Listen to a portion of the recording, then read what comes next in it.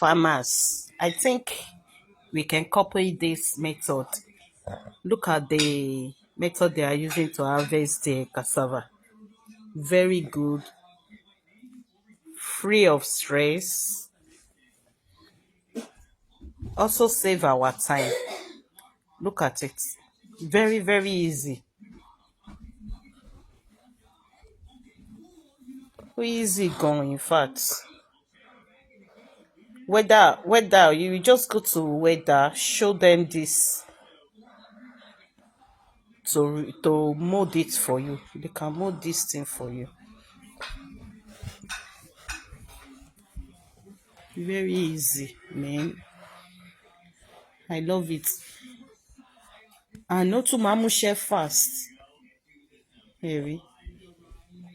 Kò tún sí pé cassava yẹn ó ń kán sílẹ̀ lọ títí. Eléyìí ò fi bẹ́ẹ̀ kàn. Ẹ̀rí. Very easy.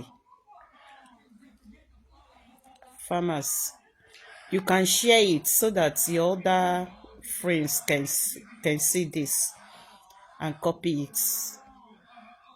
Very.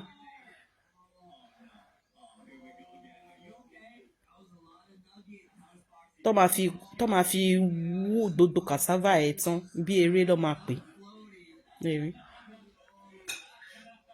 Èyí tó kán sílẹ̀ gan ò fi bẹ́ẹ̀ pọ̀. You can see.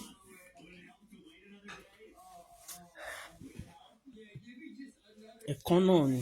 Wow. Ẹ wo bí ẹ ṣe gùn kò dẹ̀ tún kán. Wow. Wow.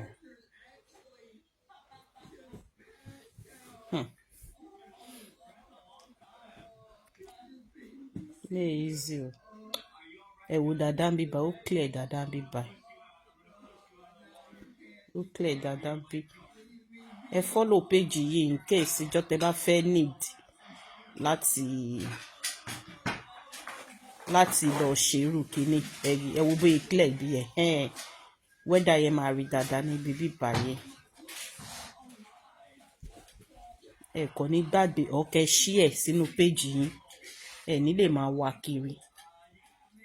Wow.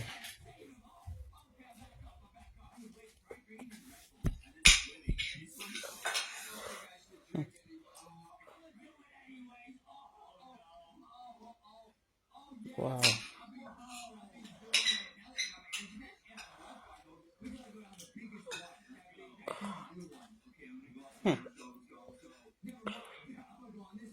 Bẹ́ẹ̀ pé nǹkan tó tún jẹ́ too easy báyìí, òjò gan ṣẹ̀yẹ rọ̀ níbi ibẹ̀ yẹn ni. So ilẹ̀ yẹn náà ó tún tutù bákan.